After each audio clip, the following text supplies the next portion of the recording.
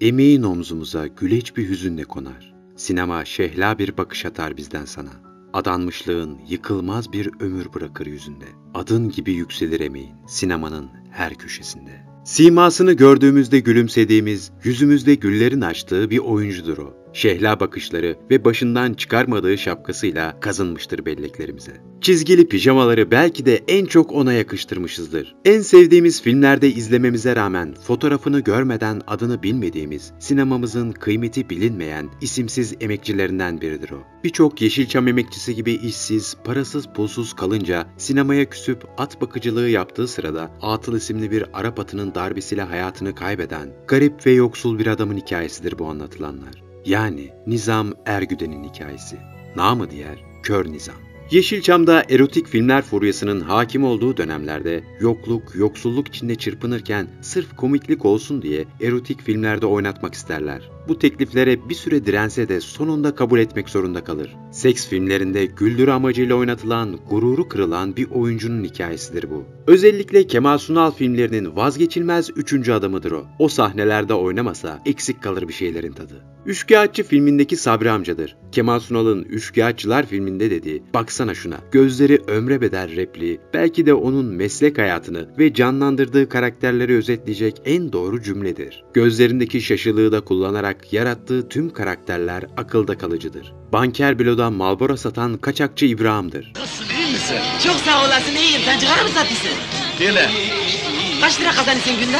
En azından 1500 lira doğrultu yap. Atla Gel Şaban filminde Simit'le birlikte at yarışı kuponunu yiyen karakterdir. Umutsuzlar filminde Yılmaz Güney'in yerini ihbar eden kişidir. Gerçek hayattaysa Yılmaz Güney'in yakın dostudur. Kara Murat filminde bombaya barutları fazla koyup Cüneyt Arkın'ın yaralanmasına sebep olan sakarlıklarına rağmen Yeşilçam'ın en sevilen insanlarından biridir. Arkadaş filminde Cemil'in kardeşidir. Tarlası ve salatalık bostanıyla gurur duyan saf köylüdür. Yeşilçam'ın emektar karakter oyuncularından Nizam Ergüden sadece oyuncu değildir. Kamera arkasında fünye yapımı, bomba patlaması gibi görsel efektlerin yaratıcılarından biridir. Sinemamızın en özel insanlarından biridir ama kimse bilmez, kimse işitmez. Hep hiçe gitmiştir emekleri, hep yok sayılmıştır. Nizam Ergüden 1918 yılında Afyon'da doğar. Sinemaya kamera arkasında sanat yönetmeni olarak başlamış, tipi ve özel karakteriyle ardından oyunculuğa geçiş yapmıştır. Oyunculuğa başladıktan sonra canlandırdığı rollerle, sevimliliğiyle Yeşilçam'ın unutulmaz yüzlerinden biri olur.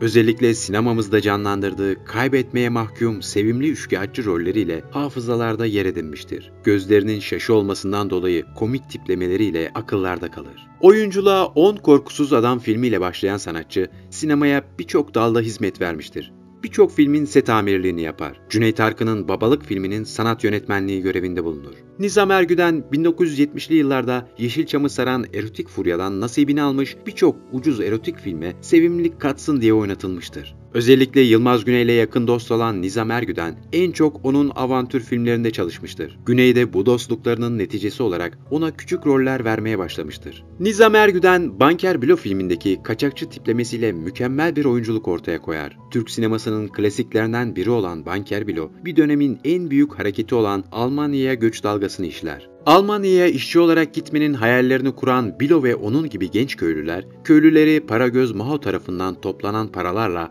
hayallerindeki ülkeye gidebileceklerini zannederler. Bilo ile birlikte kandırılan köylülerden biri de Nizam Ergüden'in oynadığı İbo karakteridir. Ergüden burada muhteşem bir oyunculuk ortaya koyarak ön plana çıkmayı başarmıştır. Maho'dan Allah razı olsun. İkimize de aynı fabrikada iş bulmuş. Alman bu. Adamı dinlendirmez, hemen it gibi işe koşar. Bu ne ulan Bilo? Aha işte Mini.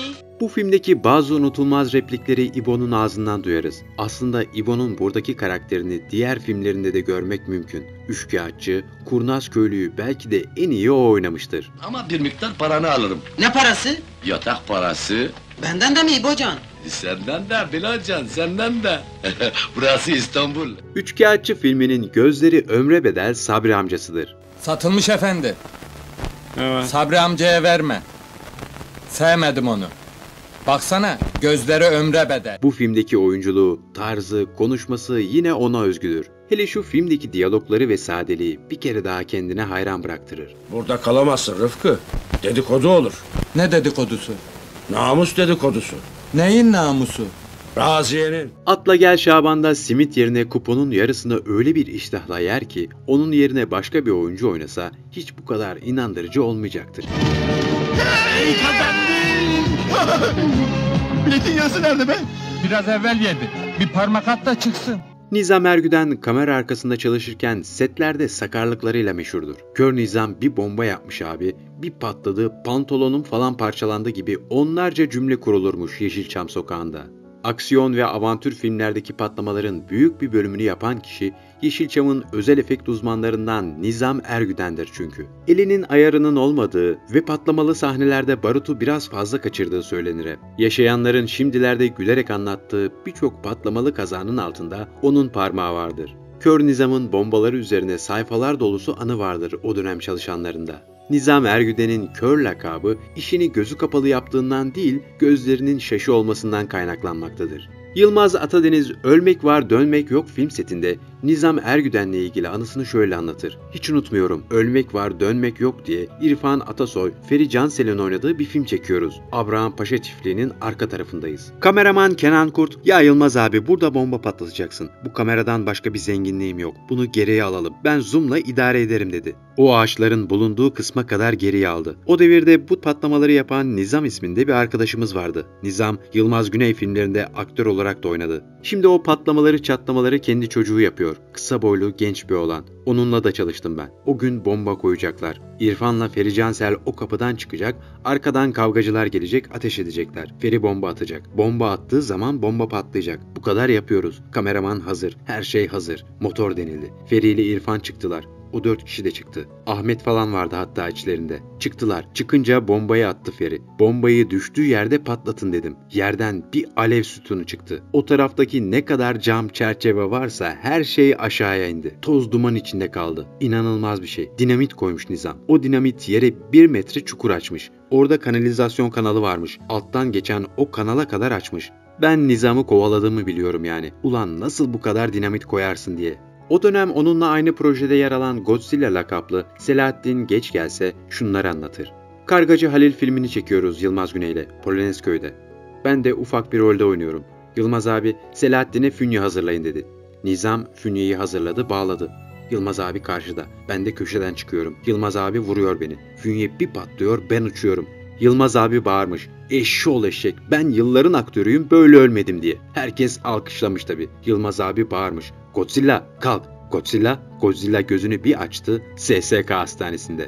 Rejisörlüğünü Natuk Baytan'ın yaptığı Kara Murat serisinde bombaya barutları fazla koyup Cüneyt Arkın'ın eline şarapnel parçaları saplandığını ve elinin 2 misli bir anda şiştiğini, atın altının parçalandığını, Cüneyt Arkın ve hastaneye Natuk Baytan'ın geçmiş olsuna geldiğini, sarılıp gözleri dolduğunu anlatır. Cüneyt Arkın kör Nizam'la olan anısını şöyle anlatır. Kör Nizam barutları muhtelif yerlerde belli aralıklarla dizmiş. Biz de atlarla oradan geçerken birden altımda bir şey patladı ki barut mu bomba mı anlayamadım. Yani atın alt kısmının parçalandığını gördüm. Benim de elim şöyle yaptığım zaman taşlar, topraklar geldi ki birden elim kimisi büyüdü, şişti böyle. Yönetmen Hidayet Pelitinoğlu Bülent Pelit, onun ölümüyle ilgili Nizam Ergüden'le ilgili bir şey hatırlatayım. Hayatının son yıllarında sinemaya küsen Nizam Ergüden, yarış atı seyisliği ve antrenörlüğüne başladı. Veli Efendi ve İzmir Şirinyer Hipodromu'nu kendine mekan tuttu. Orada da büyük başarılar elde etti ama yetiştirdiği Atıl isimli Arap atının darbeleriyle hayatını kaybetti diye konuşur. Nizam Ergüden 21 Nisan 1991 tarihinde İzmir'de trajik bir şekilde hayatını kaybetmiştir. Hiç kimsenin haberi olmadan sessiz sedasız ve yürek burkan bir ölümle hem de. Diğer Yeşilçam emektarı oyuncuların yaşadığı sonu yaşaması kabul edilebilir değil. Değerli bir yaşamın bu kadar ucuz, bu kadar trajediyle bitmesi gerçekten de çok üzücü. Ondan geriye ne bir konuşması ne bir röportajı kalmıştır. Sadece filmlerinde gördüğümüz kadardır. Oysa yaşadıklarından daha fazlasını hak etti. Yaşadığı mutluluk, çektiği acılardan daha fazla olmalıydı. Komedinin güleç yüzü, anılarımızın şapkalı abisi, çocukluğumuz çalar kalbinden seni. Yeşilçam'ın en deli sevdalısı, unutmadık biz hiç seni. Bir sonraki videoda görüşmek üzere. Sağlıkla kalın.